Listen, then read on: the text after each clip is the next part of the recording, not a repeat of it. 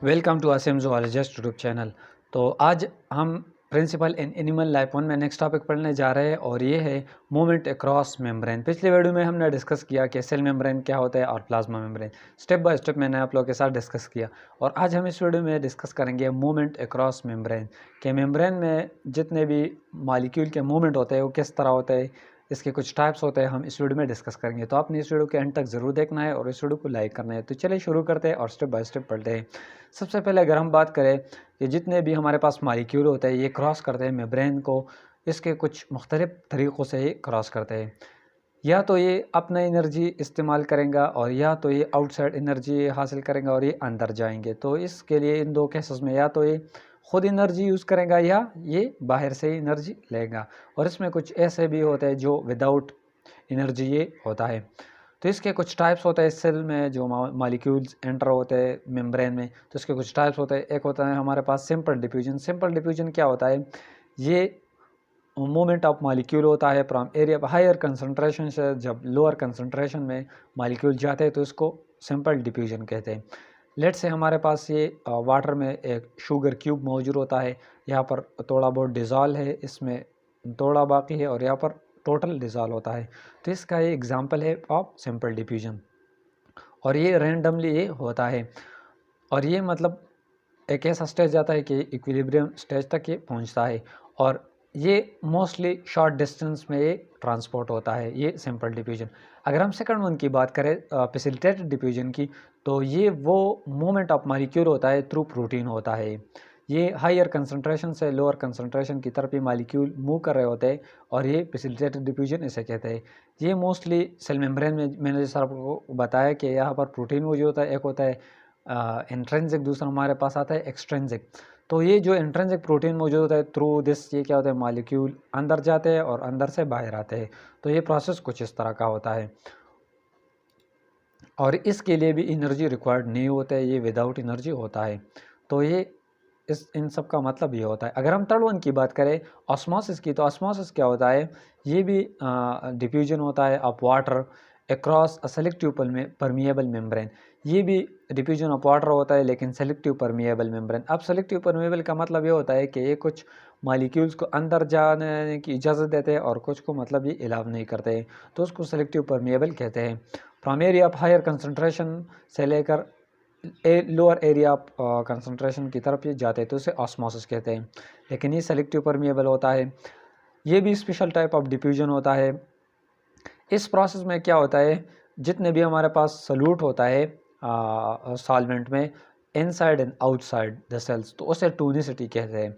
अब टोनिसिटी की 3 टाइप्स मौजूद होता है। एक हमारे पास आता है आइसोटोनिक, दूसरा आता है हाइपरटोनिक, तीसरा हमारे पास आता है हाइपोटोनिक।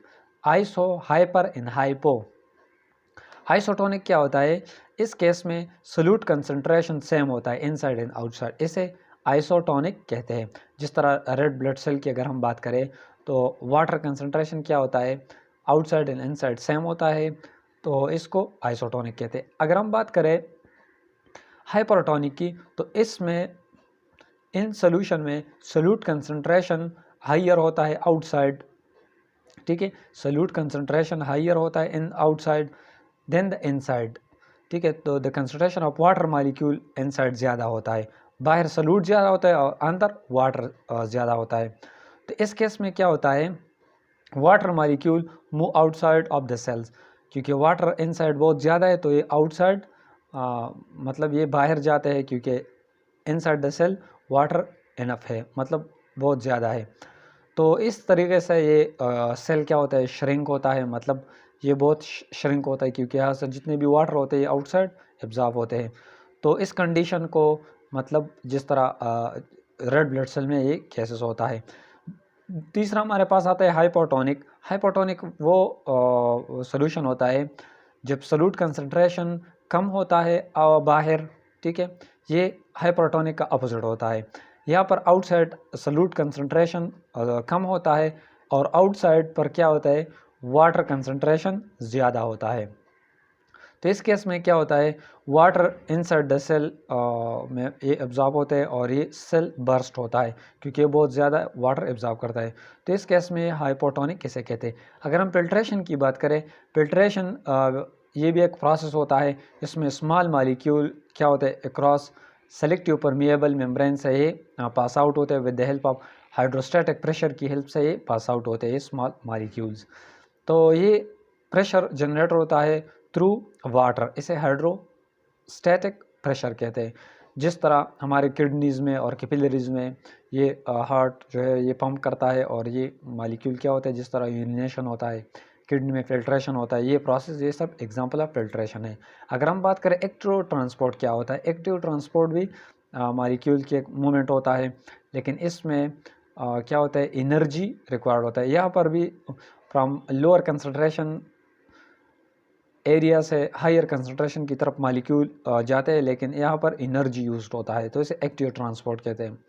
एक्टिव ट्रांसपोर्ट यहाँ पर एनर्जी यूज़ होता है।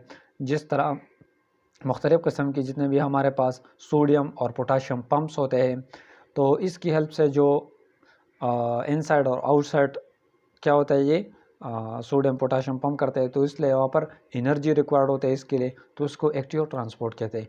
अगर हम बात करें एंडोसाइटोसिस की, तो endocytosis the bulk movement of material into the cell by the formation of vesicle is called endocytosis. जितने भी हमारे पास मटेरियल की मूवमेंट होता है इनसाइड द सेल्स, मतलब सेल क्या होता है, इसको मतलब इनसाइड वेसिकल की फॉर्म में इनगल्फ करते हैं, या तो ड्रिंकिंग फॉर्म में या सॉलिड फॉर्म में, ईटिंग फॉर्म में, तो इसको एंडोसाइटोसिस कहते हैं। अब इसकी 3 फर्दर सब टाइप्स है। एक होता है पिनोसाइटोसिस, जिसे सेल ड्रिंकिंग भी कहते हैं।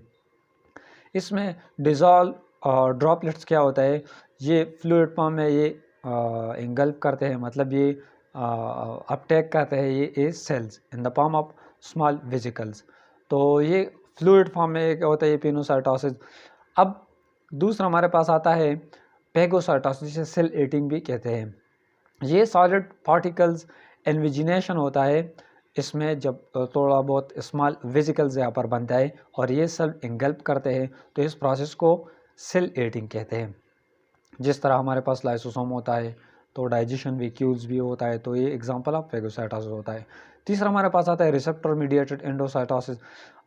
अब हमारे पास कुछ स्पेसिफिक रिसेप्टर्स प्रोटीन्स मौजूद होते हैं प्लाज्मा मेम्ब्रेन पर, तो इसकी वजह से ये प्रोटीन रिकग्नाइज करता है जितने भी एक्स्ट्रा सेलुलर मॉलिक्यूल होता है और उसके साथ ही अटैच होता है और रिएक्शन स्टिमुलेट होता है, क्योंकि यहाँ पर रिसेप्टर मीडिएटेड एंडोसाइटोसिस होता है और ये इन्विजिनेट होता है और वेसिकल को क्रिएट करता है।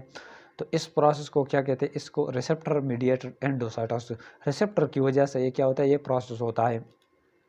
अगर हम बात करें एक्सोसाइटोसिस की, तो ये the removal of secretion, cell secretion की रिमूवल यहाँ पर होता है from the cells by outfolding is called exocytosis.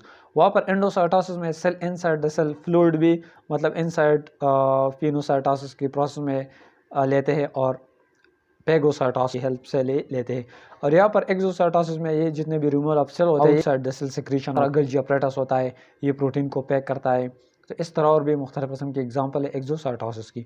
तो ये सेल के जितने भी सिक्रीशन है ये आउटसाइड ये रिलीज़ करते हैं, तो इसे एक्सोसाइटोसिस कहते हैं। तो यही थी आज की वीडियो। उम्मीद करता हूँ कि एपिसोड को लाइक करेंगे, दोस्तों के साथ शेयर करेंगे और हमारे यूट्यूब चैनल को ज़रूर सब्सक्राइब करेंगे।